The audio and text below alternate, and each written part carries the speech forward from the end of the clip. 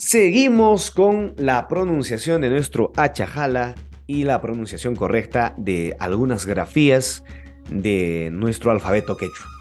Ahora vamos a ir con la que siempre ha generado bastante controversia, bastante dificultad al momento de pronunciar.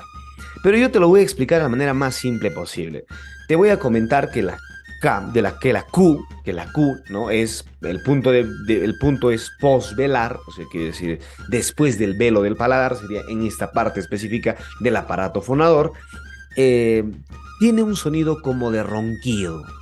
Bueno, en el español no tiene ningún sonido, pero en este caso tiene un sonido, claro, en el español adicionado a otras vocales, etcétera, pero en el quechua tiene un sonido como de un ronquido. O sea, de la siguiente manera, sería una oclusiva simple. Sería caca, caca, caca. ¿Cómo lo estás haciendo? Sería de la siguiente. A ver, vamos a tratar de explicarlo. También es difícil explicarlo, ¿no? ¿Ves? Así. Un ronquido. Es exagerándolo, obviamente es un ronquido ligero, ¿no? Jaca, jaca, caca, caca, caca, caca.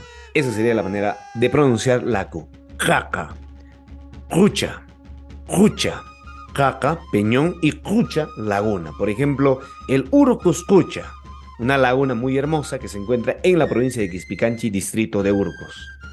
Cucha, cucha, cucha, laguna.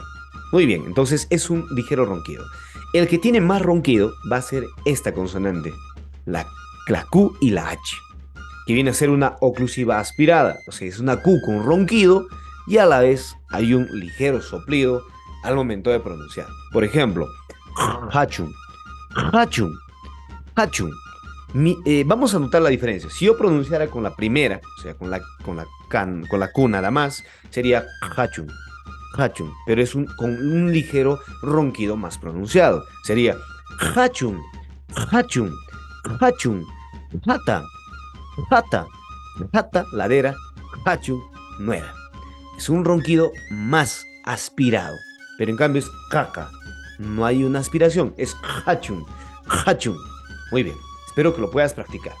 Vamos con la oclusiva reforzada apostrofada, que viene a ser una glotal porque vamos a utilizar la glotis. Es un ronquido, es un ronquido cortado, o sea, sería decir ala, ala, ala.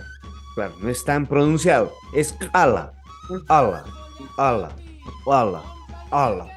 Epi, epi, ala, desnudo, ala, epi, cargar, epi, epi. Muy bien. Pero para reforzar todo esto, vamos a ir con la pronunciación de este vocabulario. Veamos. Rayo, rayo, rayo, richui, richui, rucha, raza, rilla, iquico, iquico, iquico, aku, aku, rimaj, rimaj, tichti, tichti, tichti, tichtij, tichtij, tusuj, tusuj. Muy bien. Es un ronquido y este ronquido sería el más pronunciado. Sería jasco, jasco, jasca, japa, jinipa, jinipa, juchu, juchu, jamui, jamui, puña, jali, jalilay, jalilay, uki. Muy bien, ahí tienes la pronunciación de este ronquido un poco pronunciado. Yo sé que te va a ser un poco dificultoso acostumbrarte al inicio, pero ese ligero ronquido más pronunciado puede ser la diferencia entre un significado y otro. Así es que hay que practicar, hay que volver a repetir el video y hay que volver a pronunciar. Recuerden que este es un quechua cusqueñ. Muy bien. Ata, ata, umer, umer, quilla, quilla, utu, utu, achu, achu, aspa, aspa, illu, illu, eliti, eliti, oruta, oruta, sigla, sigla.